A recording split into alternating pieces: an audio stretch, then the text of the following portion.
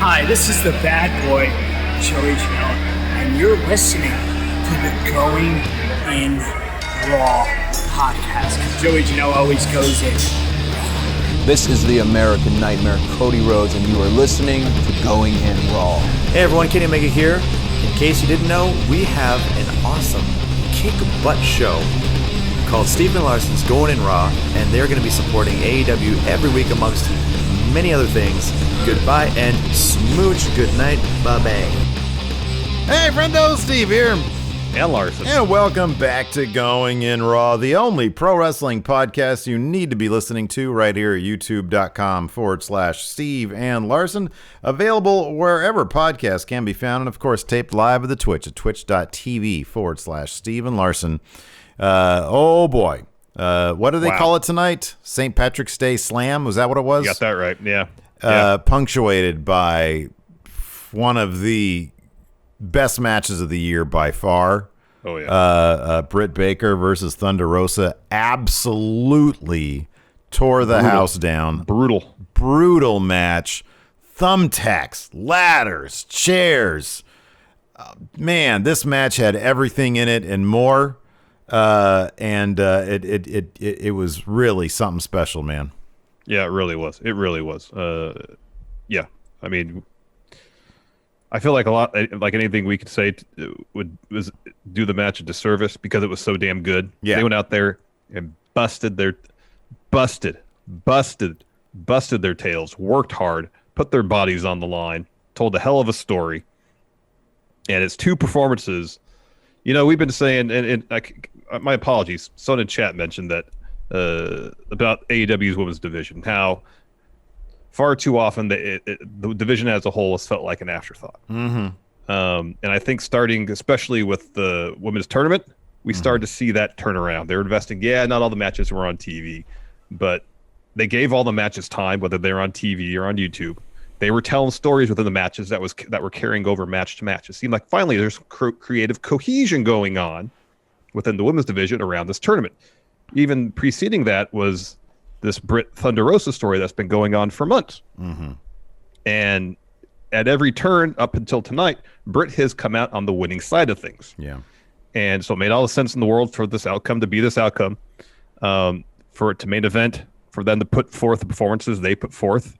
It's damn memorable, and it's going to be probably, I say with a good degree of confidence, probably up for some Friendo awards come the end of the year. Yeah, absolutely. It was one of those, you just know that it's like one of those special moments, like Thunder Rosa got opened up first, and then I went to get like a quick cup of water, and when I came back, I had to watch it over the when Britt got opened up. Oh man, she just poured out blood. And there's all sorts of great pictures. We used we desaturated one of the better ones. Just a really great picture for the thumbnail for the YouTube version of this episode today. Mm-hmm. And just some really, really great. You can tell they both put everything they had into this match. Obviously, they got a lot to prove in terms of the general perception, as you mentioned, about the women's division. And I agree with you in terms of the women's tournament. Yeah, dude, even though they didn't put a lot of those matches on their programming, on their TV show, I do feel that there was a difference in the way. I don't even know if I can put a finger as to what exactly the difference is, but when they had their women's tag tournament, even that kind of felt like an afterthought, and it was presented in the same way. In this case, there just seemed to be a lot more hype. Maybe it was because they did the one of the brackets in Japan. There seemed to be just a lot more energy behind their push of that tournament. Yeah, there seemed to be a lot more energy behind the push. There seemed to be, maybe it was because it was for a title shot as opposed to the tag tournament. They got medals, Yeah. There seemed to be a bit more prestige behind it. You win this, you get a title shot. That means something. And urgency to the whole thing. And there were a lot of surprises in the tournament as well. Mm-hmm. I mean, and it doesn't hurt that you have names like, Maki Ito, who, fans of the Joshi community, which admittedly I'm at the very bottom of that, just, starting to learn, was introduced to all sorts of great names through this tournament. Mm-hmm. And yeah, for them to be on a roll and then, hey, we have something good going. Let's punctuate it with this, what is probably, I don't know. Do you think this is the blow-off match between these two? I mean, they're gonna. I would suspect. For the time being, anyways, they're gonna circle back around at some point. You would think so. At some point, you'd assume that we're gonna get that Thunder Rosa's All Elite picture coming up on Twitter. Yeah. At some point this year, and we've been kind of expecting Britt to get her hands on that title months now. Pretty much ever since she turned heel and started hitting home run after home run every week on the mic. I'm really happy they've taken their time with putting the title on her, because when that moment happens, it's going to feel all the more incredible. Yeah, for sure. Yeah, sometimes you see someone, and we see someone that's got a hot hand at the moment, who's got a lot of momentum, and sometimes they put the belt on them right away, and then they don't know what to do. Mm-hmm, And I don't want to make. It's unfair to a degree to make comparisons to Stone Cold, but look at Stone Cold's push. Stone Cold, he started getting hot in '96. He won King of the Ring in '96. They took a year and a half before they put that belt on him. Yeah, they let him build and get momentum. And I think if you want long-term success of like huge magnitude, that's the approach to take. Someone starts getting momentum behind him. You just don't shove the belt on him right away. Mm-hmm. You let it build. Well, and also, so when it's time for them to have their moment, it feels undeniable. Mm-hmm. There's no need to rush it at this point, anyways. I mean, if you look both these competitors came out looking like $1 million. Mm-hmm. Britt had the moment where she stares into the camera, much like the last time she bled profusely on camera. I guess in that sense, it's fair to make the Stone Cold comparison, because you go back to his match against Bret Hart at WrestleMania 13. Yeah, that's the match that really, he caught fire before that. But that's the match that really, that's the match that really that it really turned him. Yeah, for sure. Yeah. But yeah, I mean, if you look at nobody comes out looking bad here. I mean, Britt took the loss, and you also kind of wonder, okay, yeah, at any moment you could see Thunder Rosa, stand in front of that fake AEW brick wall with the title, with the thing on it. It would be great if they made that a big deal, because that's gonna happen at some point. She does have the NWA pay-per-view coming up. Back to the Attack, is that what it's called? Back to the Attack, or Back at the Attack, or something like that. So she's got that pay-per-view. I mean, I have no idea what, besides what's already out there. She's wrestling Camille, I think. Camille, she is right. Yeah. But contractually, I don't know exactly what is going on with her in the NWA. But, I mean, clearly, given her this win in the main event, I mean, she is pretty much an AEW wrestler. I wonder if part of it is, hey, she has to go spend some time in NWA. They're going to have a title match with Sheeta, because Sheeta was backstage looking this, obviously, propel somebody to that top spot. Yeah. And maybe she'll lose, maybe she'll win. I don't know. I mean, things seem to be so fluid and open when it comes to these talent arrangements between companies that it kind of, I mean, obviously at this point, it doesn't matter if she's legitimately signed to AEW. I think that's probably, given what I've seen from her Twitter feed, it seems to be a goal of hers to like call that home. So it's not going to shock anybody when the moment she's out of that contract with NWA, she'll get that big logo. She is all elite. Yeah. She is all elite. Yeah. Yeah. And that's going to be, something tells me they're going to do like, they're not going to just announce that on Twitter, man. That's going to be a ceremony. You know what I mean? Like that's going to be a thing. I know, because Thunder Rosa has become a cornerstone of that division. Yeah. Absolutely. Yeah. Fantastic match. We'll go through it beat by beat later on, but if you haven't watched it yet, go out, seek it out, watch it. It's spectacular. And other stuff, we met, or we learned the name of MJF's new faction. MJF's new, his new beer company. Yeah, his new brewing company. New brewery, yeah. He dropped a promo, more or less explaining why. And it's more or less what you'd expect. Not to say it wasn't good, because it was good, because MJF is good on the mic. And then let's get into this. Well, So let's get into this because I want to talk about this Cody match. Okay, so it kicked off with Penta versus Cody. Yeah. Well, the show kicked off with a quick shot of MJF's new faction arriving early in the day via private jet. They get into a limo, starting with the Horsemen or maybe Evolution comparison. So yes, the show kicked off with Penta Cerro Miedo taking on Cody. Before the match starts, we get a quick little Penta picture-in-picture promo. Talks about breaking Cody's arm. He's going early paternity leave. And so the whole match is Cody. He's got the bad arm. And Penta, it takes him a little while. He does the leg kick thing, which he does all the time, and it's great. He eventually starts to work Cody's arm. It's a lot of decent back and forth. Penta kicks out of a destroyer. Yeah. He kicks out of a crossroads. Yeah. He kicks out of a vertebraker. A vertebraker. Kicking out of everything. Was Cody on Twitter? I've seen a lot of vertebreakers on Twitter lately. Oh, maybe. I think he's been hanging out on Twitter. And so Cody locks on a figure 4. Penta gets the ropes. Like he's just taking everything Cody's got and just like chewing it up and spitting it back out at Cody. Yeah. And so Cody goes for another figure 4. Penta reverses that into the arm breaker thing on Cody's bad arm. On his bad arm, and he does the snapping of the arm thing. Yeah. That kills everybody. It kills everybody. Yeah. Cody rolls him up for the win. Like in one fluid motion, break of the arm rolled for the win. I love Cody so much. Get out of here with that nonsense. Get out of here. I love it. He's Cody Rhodes, man. There's more than one royal family in wrestling, man. One of them is the Rhodes. Yeah. He's like, I'm fine. I'm good. Get this roll. Poor Penta. Ridiculous. He's got and then so afterwards, this is the second greatest moment of Dynamite tonight. So Penta attacks after the match. He attacks Cody. The entire Nightmare family minus QT comes out. They run him off. There's a split-second shot of Pentagon in the crowd like this, arms crossed, and he's got the little St. Patrick's Day hat on. Oh, and it was a moment, and then he gave it back to the fan because they cut back to him, and it's off. But it was so brilliant. So good. Brilliant. Penta's such a great personality. I think it was Kirsten in our mod chat that gave us that frame. Yeah, it's and fantastic. I put it on our Instagram at Steven Larson on the Instagram. So Penta finally starts wandering back up by the tunnel, and QT just saunters out. Everybody's like, "Where were you? Like, why are you late?" Number one, you had like 18,000 people out there, getting Penta off, right? Getting Penta off, running him off.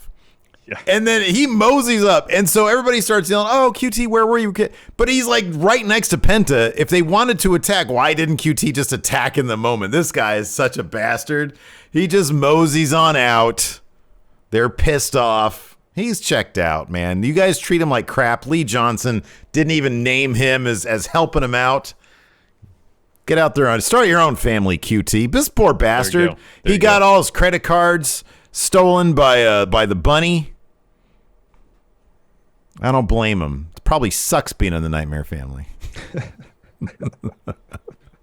They're like, hey, we're sitting here at Thanksgiving, and Pharaoh has a table at Thanksgiving table, and QT comes over with his plate. Oh, where am I going to sit? Oh, sorry, the only seats left the dog bed. Sorry. The dog, exactly. Pharaoh's dog. It's a really nice dog bed. And he looks over at Pharaoh, and Pharaoh's over there like, got this nice opulent plate with everything, all the fixins, gravy, and everything. He looks over at QT, look at his chop. And then QT starts to go to his dog bed, and he goes, sits down. No, he sits down, he's sitting down, squatting down, he drops his whole plate of food on his lap. and then one of the other dogs comes over and eats it. Doesn't even get his meal. Poor QT. Idiot. All right. Oh, man. That was good. All right. Next up, Marvez interviewing the Young Bucks. And they're calling out Fenix and Pac. And he's like, hey, Fenix, you might have beat us in singles competition, but these here are tag titles. This is Matt Jackson speaking. And he's like, these are tag titles. We're the best tag team in the world, et cetera, et cetera. Don Callis, dickhead, comes in. Says, yeah, I was worried about your dad, and so I brought you guys a T-shirt, and it's like the no leg slap T-shirt that they got going now. He cops to faking the kick to the eye. He's like, yeah, no, I faked that. He says, I did that, though, because I wanted you guys to kick me, like, for reals, to see your passion like you had in New Japan. He says, you guys came here and started your own company instead. All Elite. There's nothing elite about you. He says, yeah, I did. And Matt's talking about him changing Kenny and corrupting him. And he's like, yeah, I did change Kenny. Now he's a god of pro wrestling. I love that they're referring to Kenny as a god, and they're going to keep on pushing that because eventually we're going to get the god versus god thing. Yeah. Yep. So he says, he's up here, and now you guys are down here in the basement. He says he doesn't even recognize you anymore because you're not elite. He says, I just want to leave you with this one question. When you look in the mirror, do you see the same Nick and Matt that I saw in New Japan? And then he saunters off. And then Excalibur says, Don Callis living up to his reputation as a piece of garbage. Yeah. That was a good line there. That was good. Next, we got Jade Cargill versus Dani Jordan. The match lasted just about as long as me announcing the participants. Mm-hmm. I think Dani Jordan might have tried for a little bit of offense. She ate a nasty pump kick, a German suplex where Jade basically threw her across the ring. That was great. And then a glam slam gets Jade Cargill the win. Afterwards, she goes ringside. Her and Red Velvet start talking trash to each other.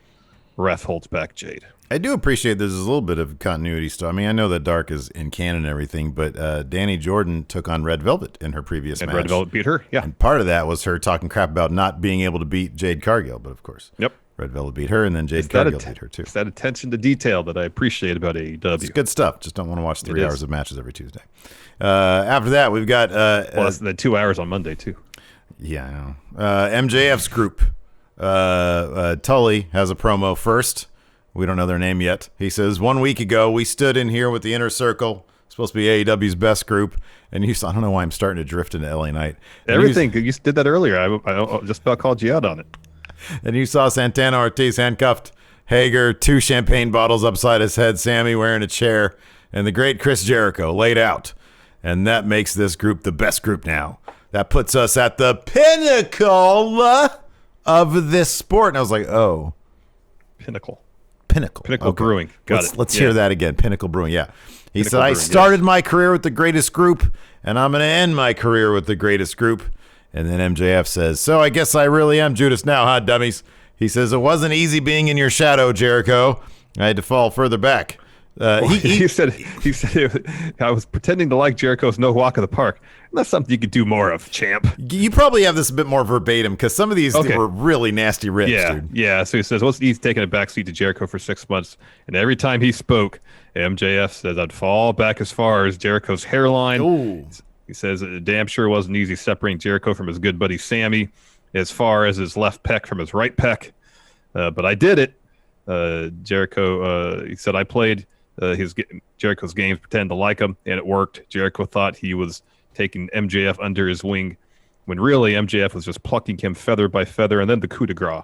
He convinced everyone he wanted to take over the Inner Circle, but from day one, the goal was to kill the Inner Circle from the inside.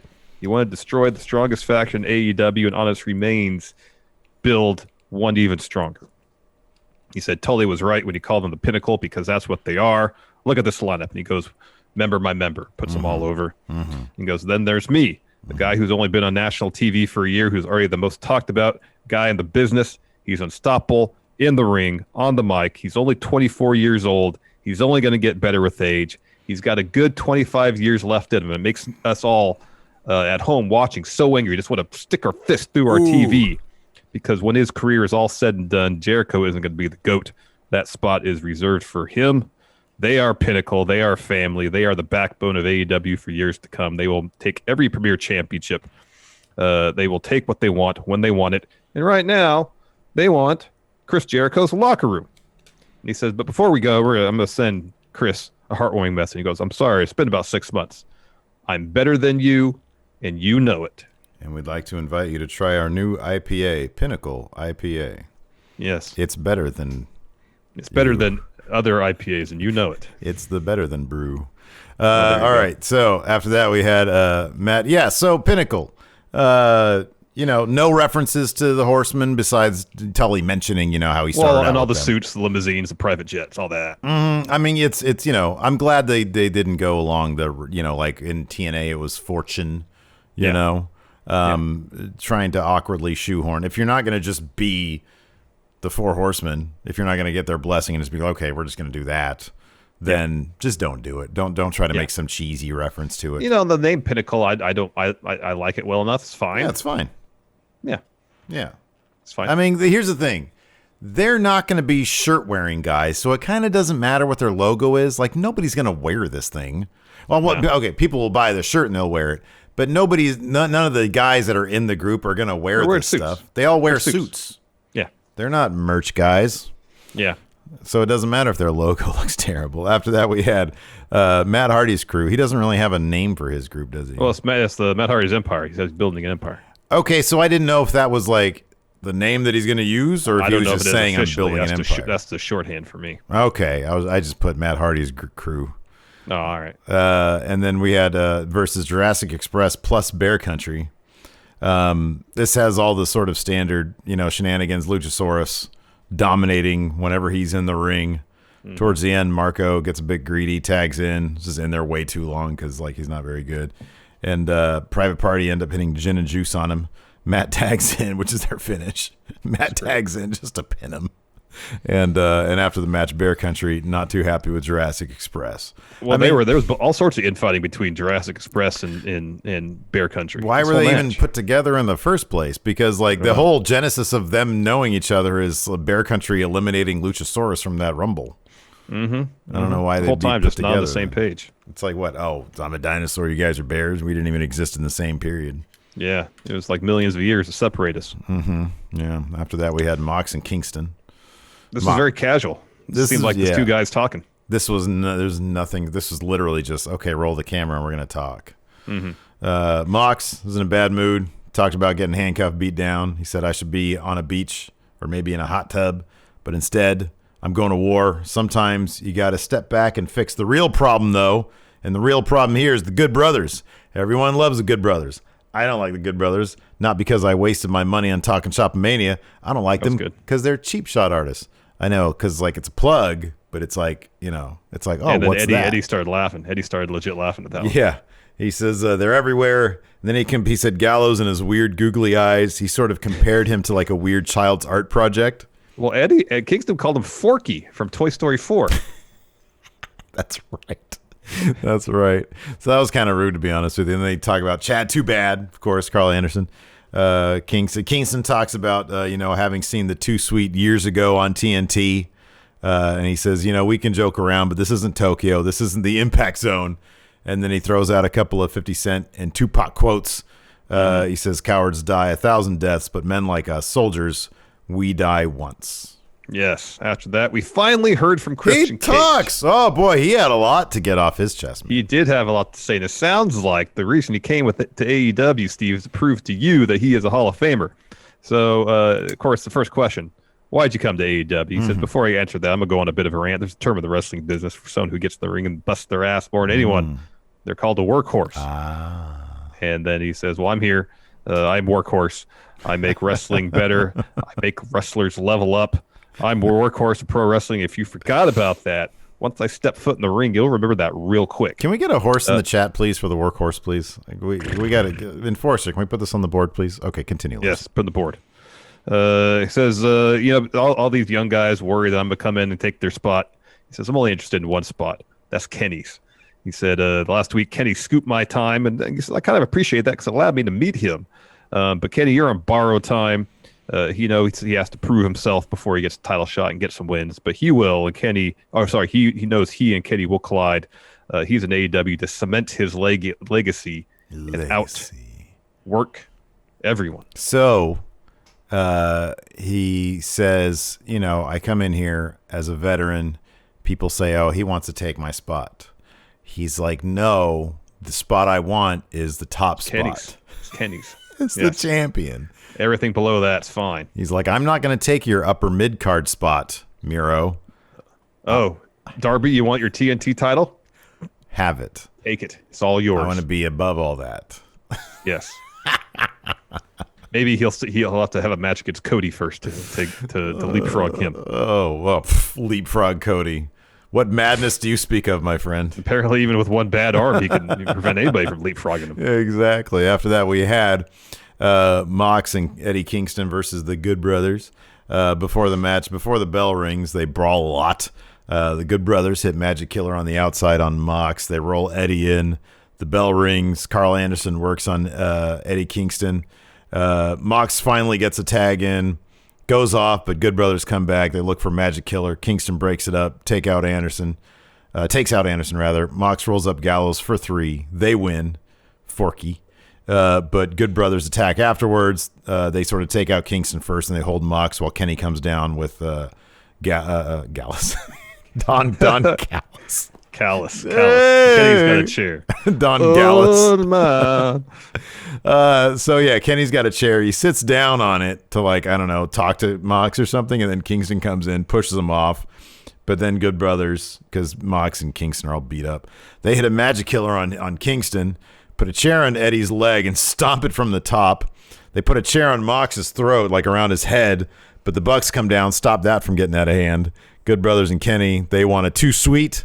The Bucks are like, no, man, no, you guys, you're going too far. They keep on yelling at Gallus, and they start jawing. They leave the ring, but they still continue to jaw, and that gives Mox enough time. I like that bit where Matt's about to leave, and Kenny turns him around and pushes a too sweet right into his face. Yeah, man. I was just fully expecting the Bucks to super kick Don Callis tonight. I thought that was going to happen. I mean, Kenny got so upset he took his shirt off, throws it at Matt's feet. I am looking forward to that stereo super kicks for Don Callis. I hope he eats that because, boy, he's got it coming. They're setting it up. He's really good at being just a prick. Oh, yeah. Oh, yeah. So you mentioned Mox. He got to his feet. He got a chair, started swinging around. Kenny and Good Brothers flee. Next, Tony Schiavone interviews Sting and Darby Allin. This was actually more consequential than a lot of other this was interview segments. A mess, but it was hilarious. We had two turns here, man. I mean, they got a lot in, man. We kind of had a turn in last week with Archer, but then we had another turn. So Darby comes out and he says, I won this TNT title in, was it November or December? Whatever. Anyways, he won it. November. He won it at Full Gear. Yeah. And he says, and I guess what? I've defended it 3 times. The crowd starts cheering. And he's like, no, listen, no, man. I mean, that's not enough. Joke. That's a joke. Joke. Don't cheer that. And he says, now that everything is done with Team Taz, I want to defend this belt every week. And I want to start by paying tribute to the greatest TNT champ of all time. The crowd starts chanting Cody. I know, right? And then I was like, because in my head I was like, oh yeah, it's Cody. I mean, hard to argue with that, but then this guy here. Yeah, then he issues an open challenge at any member of the Dark Order. He's talking about Brody Lee. Okay, hold on a second. I'm glad you caught that too. So chat here is saying they were chanting Brody. They do they do rhyme. I heard Cody, and I don't know if that's Cody just too. Because I'm thinking Cody, because when I think Cody, I still think I think TNT title. I mean, I was listening to my earbuds. Everybody heard Brody. I totally, good. And that's good. That's really good. I'm really glad about that. Me too. In my head, I thought Cody. I heard Cody. I thought I heard Cody. We're on the same page. We're on the same page. Yeah. Yeah. Okay, that makes sense. That's better. So he says any member of the Dark Order wants a title shot, and then Archer comes out. He's like, how many times Tony, are you going to interview Sting? Hold on. Who says this? Who said this? Asian Murr said, Cody heard Cody. He did. He's like, hey, what? Well, Archer says it should be my time all the time. Talks to Darby, says the internet might think you're terrific, but you're the most indie-rific wrestler I've ever seen. And if you like coffins so much, I'm about to put you in one. And then Jake, kind of in a roundabout way, calls Darby a weenie. Turns attention to Sting, says, we know each other. The winds of change are coming. Tony Khan better realize that he doesn't play with fire. Archer is the biggest, baddest dude here. Tony Schiavone gets the mic back. He's like, all right, I'm sorry for that interruption. Guess who stumbles out next? Hold on a second, though. I love this. So because when Jake made the weenie in a hot dog bun gag or whatever to Darby turns to the camera and you could tell that dude wanted to laugh. Because he was like, oh my God, Jake Roberts. He was like, a bun, where is this going? And he called him a weenie. And he was like, oh, that's pretty funny, actually. It's really bad, but it's kind of funny. Because I don't think he expected it. It was a roundabout way to get there, that's for sure. Yeah. So Team Taz comes out. Taz is about to talk. Brian Cage grabs the mic from him. And he goes, hey, I got something to say to Sting. You know where this is going immediately. Sting show. So apparently they've been kind of building to this on like Dark or was Hobbs's promo on Elevation? Like, was there any indication there? No. Okay. His promo on Elevation was all about Brandon Cutler. Mm-hmm. So Cage says, Sting, you show up and you stick your nose in our business, And after the damnedest street fight we've ever had, you know what? I respect you, Sting. I respect you. Oh, what? Hey, no! He's all trying to get up there to get the mic back from Kay just like pushed him off. And he's like, I got to say too, Ricky Starks is wrong. With or without your bat, you're still an icon. Oh my god! Team Taz basically melts down. They get pissed off. They got so pissed. Good for Brian Cage. That's great. He's like, me and my new tag team partner, Lizard Steve, we're gonna take over this place. Mm-hmm. Sting, can I join you, Sting? He's a mark for Sting, man. It's great. Apparently, pretty cool Scorpio Sky video package. Ooh, yeah. Tired of acting like I'm not one of the best in the world, because I am, and I'm gonna hurt people with my hands. I don't know what to do with my hands. After that, we had Fenix versus Angelico. Fenix won this with a sit-down driver thing. This was great. This is fun stuff, dude. Mm-hmm. I'm not gonna go into details. It's a bunch of really cool. It was a lot of mat-based stuff. Yeah, it was rad. Which from Phoenix we don't really see as much as we do doing all the crazy stuff off the rope, suicide diving over the barricade, stuff like that. Yeah. There wasn't nearly as much of this. It was more map based. Mm-hmm. Next we had a Miro interview with Marvez. I loved every second of this. Miro's doing some pull-ups. Marvez comes in and it's like, hey, talk about Chuck and Orange issuing a challenge, and Miro says, Charles is really sweetening the deal by offering to become my butler for life. But you know what? I've moved on. It's time to move on. Mm-hmm. And the Kip steps in and he goes, well, I'm not ready to move on. They ruined my wedding. And then Kip reminds Miro that he pushed Chuck into Penelope. Now Ford is hurt. Mm-hmm. And Miro, says, hey, the worst thing that can happen to your career is to have her ringside. Have your wife. Yeah, he said, I've learned the worst thing that happened to your career is having your wife ringside. Yeah. Ringside says, in the ring, I don't care about you. I don't care about your wife. I don't care about any of this drama. I only care about my destiny to become world champ. But outside of the ring, we could still be friends. Boy, Kip really cucks himself here, too. He's like, oh, yeah, I want that, too, for you. I want you to be champion. To be champion. I know. Jeez, Kip. Grow up here. Anyways, after that, we had a Dark Order interview where they're asked who in the Dark Order is going to accept Darby Allin's challenge. And -1 comes from behind, slips through somebody's legs and said, it's going to be me! And Uno says, okay, dude, look, maybe in a decade, you're only 9 years old. And they all sort of say, okay, so who's it going to be? And they all sort of sheepishly raise their hands, except for John Silver and Reynolds. And Reynolds says, well, what about John? And they immediately, he's like, oh, yeah, Johnny Hungy. And they all start chanting meat. It was funny. Yeah, it was great. Then we get a quick bit with the Pinnacle taking over the Inner Circle's dressing room. And then we get our main event, Britt Baker versus Thunder Rosa. Lights out. Oh, boy. Just to start. I don't even know if this happened before the bell or after, but it did. If you talk about the crutch shot, shot, yeah. Reba hits Thunder Rosa with the crutch, and then Britt hits an air raid crash on the stage, grabs a chair, tries to swing for the head. Thunder Rosa chucks the chair at Britt's head, takes it to her. We're off to the races. Yeah. Let me see here. So Thunder Rosa hit Britt with it, chokes her with it. I think she hits Rebel with it. They start brawling up to the crowd. Thunder Rosa misses a cannonball into a chair on Britt. Britt sends Rosa into the wall on the stage. Then her and Rebel set up a table ringside, and then Britt goes in the ring, walks to the stage, and then curb stomps Thunder Rosa's head on the ring steps. Well, yeah. And then she tosses a bunch of chairs in the ring. We cut back to Thunder Rosa. She's busted open. And so Britt tries to slam Thunder Rosa's face into a chair set up in the corner. Thunder blocks that, suplexes Britt to the corner, follows with chair shots. Britt hits a bunch of forearms in the corner and then hits a superplex onto a pile of chairs, but only gets her a 2 count. Mm-hmm. Rebel puts a ladder in the ring. Mm-hmm. Thunder Rosa bulldogs Britt into it. That earns her a 2 count. Drop kicks the ladder into Britt's face. Yeah, sorry. Thank you. Britt gets opened up from that. Really nasty. Thunder Rosa bites the wound. Yeah. Britt responds with a super kick, follows a flat ladder onto the ladder. Britt goes up top. Thunder Rosa meets her up there, hits a DVD off the top rope onto the ladder, another 2 count. Thunder Rosa sets up a chair. Britt DDTs Thunder Rosa into it, follows with a curb stomp onto the chair, only gets her a 2. Yeah. Britt gets the glove from Rebel. Rebel also hands Britt a bag of thumbtacks. She dumps them in the middle of the ring. Massive amount of thumbtacks, too. There was a ton, yeah. So Britt goes for a swinging neck breaker. Thunder Rosa escapes that. She looks for a power bomb. Britt escapes that. Rebel comes in, takes a swing at Thunder Rosa with the crutch. Thunder Rosa evades that. I believe hits Rebel with the crutch herself that sends her to the apron, and then Rosa boots Rebel off the apron through one of the tables set up ringside, and then power bombs Britt into the thumbtacks. Man, Britt kicks out. There was a shit ton of tacks. A ton on her back. Oh boy. So then Britt locks in lockjaw on top of the tacks, and then Rosa kind of rolls her over on her back, so she rolls into the tacks even more. So she breaks the hold. Britt hits a super kick, pushes Rosa to the apron, goes to the top rope.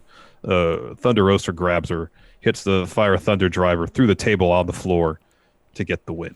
Hell of a bout. Absolutely Just crazy. fantastic stuff. Absolutely crazy. I wonder if anybody, when they were putting this thing together, suggested they do the thumbtacks, given that Britt's a dentist, thumbtacks inside the mouth thing that I think, like, I don't know, we've seen a couple times. Yeah, they did Ring of Honor. It was Trent that got the mouthful of thumbtacks. Yeah. I think it was the Hardy versus Roppongi Vice versus Young Bucks, I think. It was like a ladder match with Ring of Honor. I remember watching it. Yeah. I thought that too, because at one point after the powerbomb spot, it looks like Thunder Rosa, when she was like, looked like she had her hand down by the thumbtacks, and I thought she was going to grab a handful of them. I thought we were going to get it with the claw, maybe.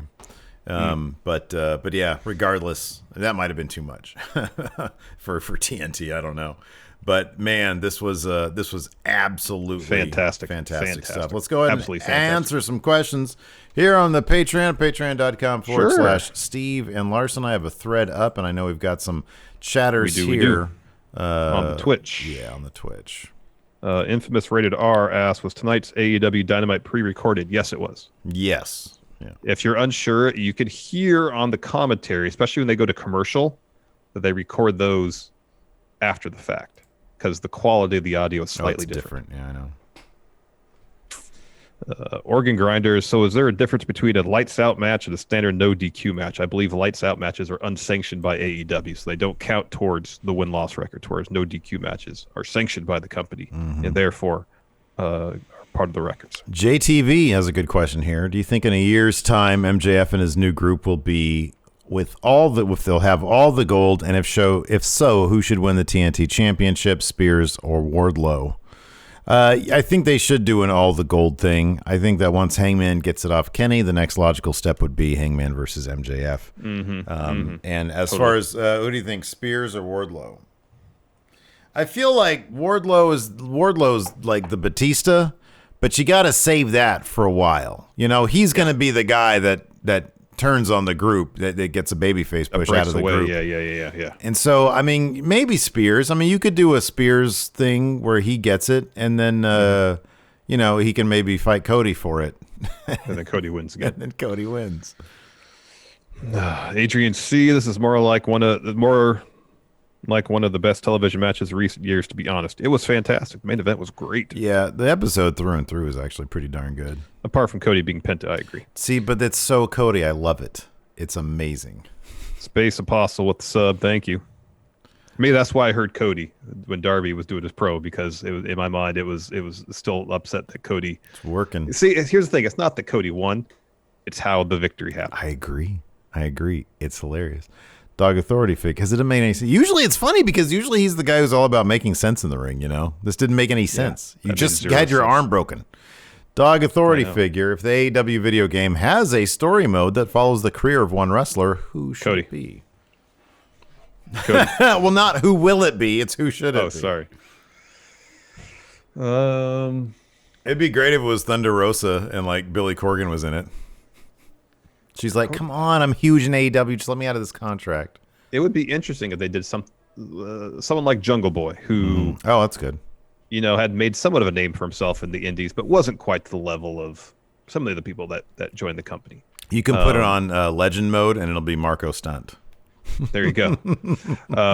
And because I'm just saying this based on, because I said in Elevation, he's wrestled more matches in AEW than anybody else.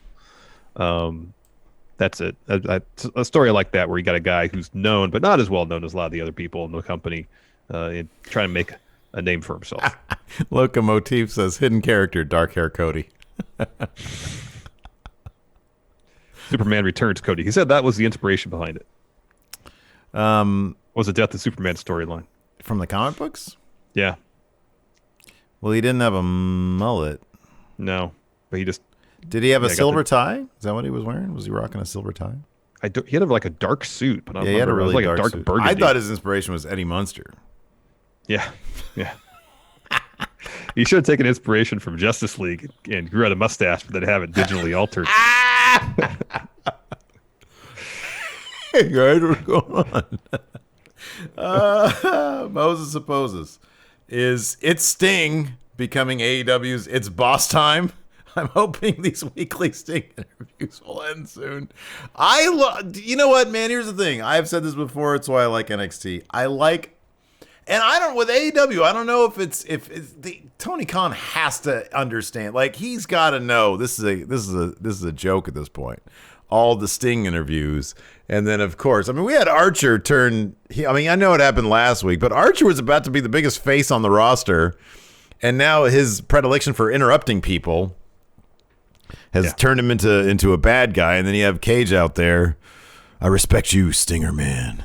Yeah. Dark Shadows A, because Larson has said in previous weeks, I agree, they're doing blood and guts, but not the one we were going to get, but with Pinnacle versus Inner Circle. You could be. I don't know. We'll see. About to be $100 richer. $10 a year for the next 10 years. We didn't agree to a payment plan. Correct. We didn't. That's what I'm offering. Okay, $5 a year for 20 years. The glorious Steve Klain. Hey, friendos, between you two, who would rock the Sting soul patch better? Well, Can you grow it? Can you grow one? Yeah, it probably is not going to look great, but I could probably grow one. I mean, I have one. I don't shave that. I don't know if anybody can rock one of those as good as the Stinger. YouTubian, it's kind of like if Hangman got the title against Jericho, it wouldn't have worked, and look at him now, destined for it. That's what they've done so well with him, with Britt too. Yeah, totally. Mm-hmm. They've really, some of the talents like Paige, like Britt, several others, they're really taking their time with them, and I like that. Yeah, I like that. Yeah. Organ Grinder, Steve might need to replace that Britt pick in the upper right with a bloodier pick of her from tonight. I know. This was like the first one that I did, and I sort of put less time because you know why? They don't have those perfectly made renders like WWE.com. WWE.com has. So, but I like this. But yeah, maybe I'll change it. I think I still have the Photoshop doc. Oh, cool. Broken Wheelchair says, I thought I heard them call Red Velvet number one contender after Cargill's match. I heard that too, but I thought I also heard the crowd chanting Cody. So, not a dependable source here. I want to go back. I don't think I taped that part because I just taped the last match to get like a thumbnail possibility. Because I got tired of having to go on Twitter and see all these people like taking pictures off their TV screens for a thumbnail. Yeah, I don't know. I want to go back and see if I can hear if the people were chanting Cody and then fixed it to Brody. Cody. Oh wait, no, Brody. We know what you're getting at now. Patrick Oliva, is this still Cody knowingly being Triple H? Here's the thing. I'm still not 100%. I know that's your theory. I'm not 100% convinced this is all a rib on Triple H. Okay. I don't think it all. I don't think tonight was. I think he thought that was perfect wrestling logic. The ladder match completely and totally was. Clearly was. 100% was. The man took a sledgehammer to a throne. So he goes to that well from time to time. That ladder match 100% I think the story of the ladder match was more literally Cody being the mountain that the winner had to climb to get that brass ring. I think that's more on point. There was nothing specific about that ladder match that I felt like brought up Triple H specifically. I don't think that he was literally referencing Triple H. I think he was referencing people like Triple H, and Triple H is the biggest example of that. I mean, they had a literal giant brass ring. He was totally referencing the concept the WWE thing. Yes, totally. No, I get all that. And Triple H is the thing that most represents that. So, I mean, did he come out with, a Terminator head? No, but maybe I mean, clearly it was meant to be that type of character. Favorite customer, power rank the top 5 royal families in pro wrestling. Oh, yeah. Okay. Who's the number one royal family in wrestling? It's got to be the Harts, right? Oh. Well, no, okay, it's probably the Samoan dynasty, huh? Yeah. Yeah, that's probably number one. And then probably the Rhodes family.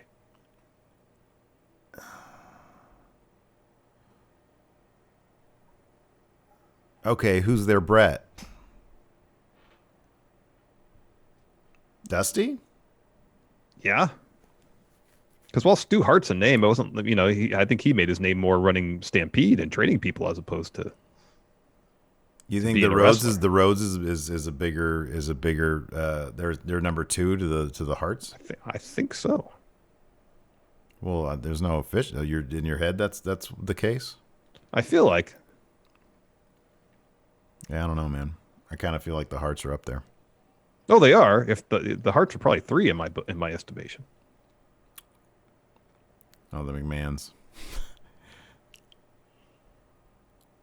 The Guerreros. That's a good one. Mm-hmm. I mean, I don't know about I wouldn't put the Von Erichs over the Rhodes. They really had one guy. And as huge and popular as they were, it was more still a regional. They were huge and popular in one place. Granted, it was a large place. It was Texas. Yeah, Texas. But still, it was like one place. Whereas Dusty was like a huge star nationwide, Mm-hmm. Yeah, I don't know, man. I mean, you got British Bulldog, you got Owen Hart, you got Natalia now. She's pretty good. Here's the thing. I think what pushes the Rhodes over the edge in my book is that Dusty was the top star of any member of the Rhodes family or any member of the Hart family. You think Dusty was a bigger star than Bret Hart?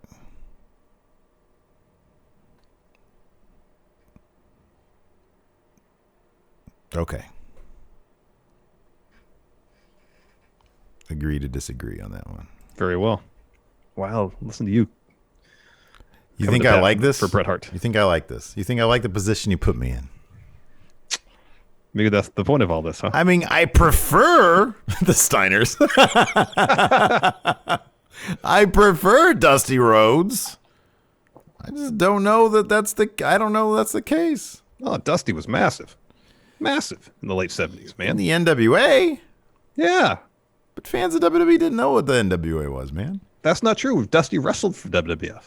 Yeah, in like freaking polka dots. No. Before that. I know, but I mean, come on. He wasn't like a freaking mainstay in like their biggest times. Everybody wrestled for the WWF at some point. Yeah.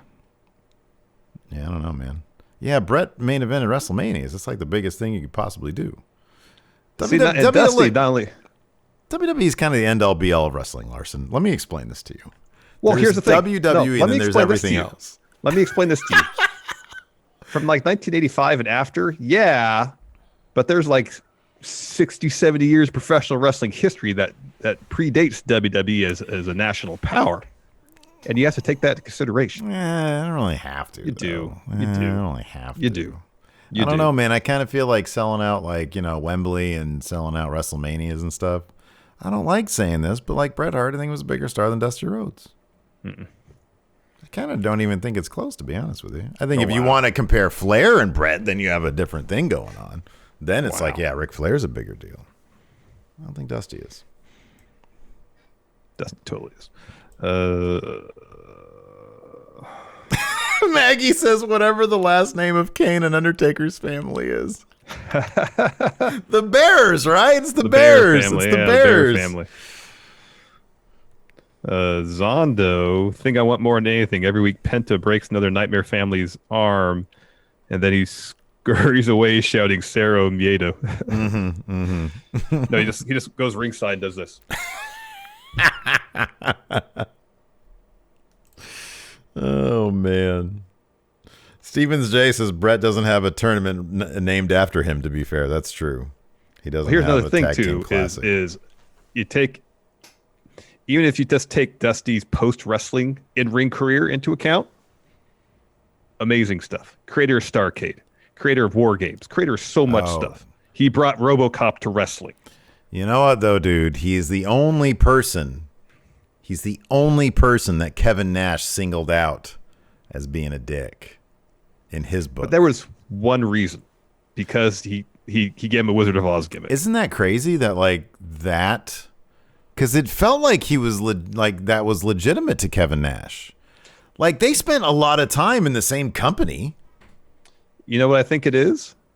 Is Kevin Nash probably thought, hey, I'm young, I'm huge, I haven't been injured as much as I eventually will be.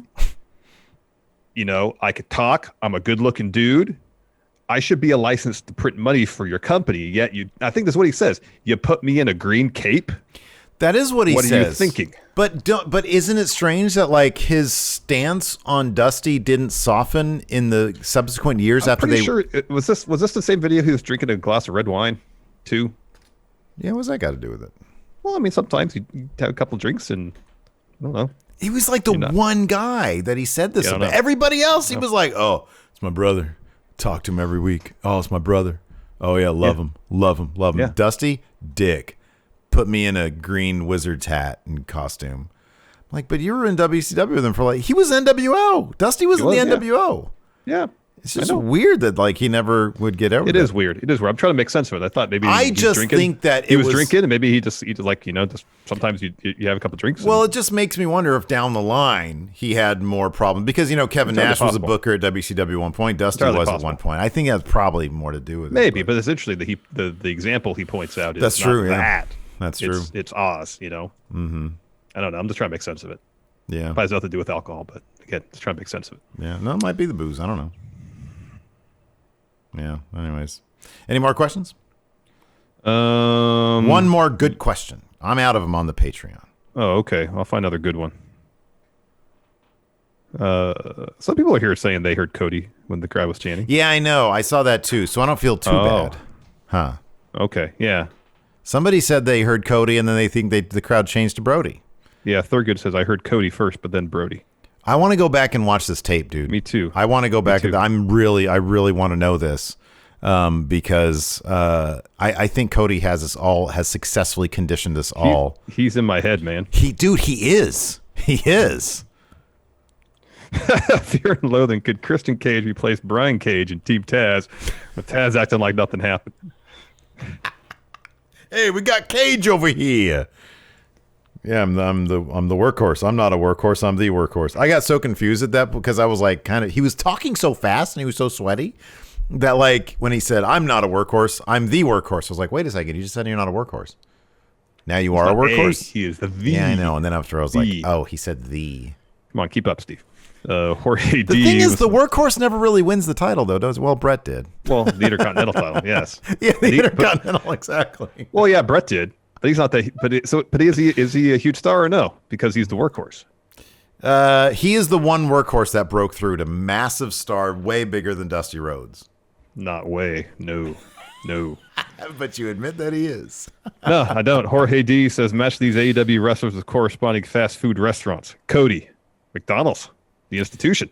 Yeah, well, but he's not the Burger King because it's like the royal family. And I imagine if you go to like his restaurant, like it doesn't like, it's like, man, why can't I find a Rhodes King around here? A Burger Rhodes King around here. None of them are open Well, anymore. If he's Burger King, then Jericho's McDonald's. What's MJF?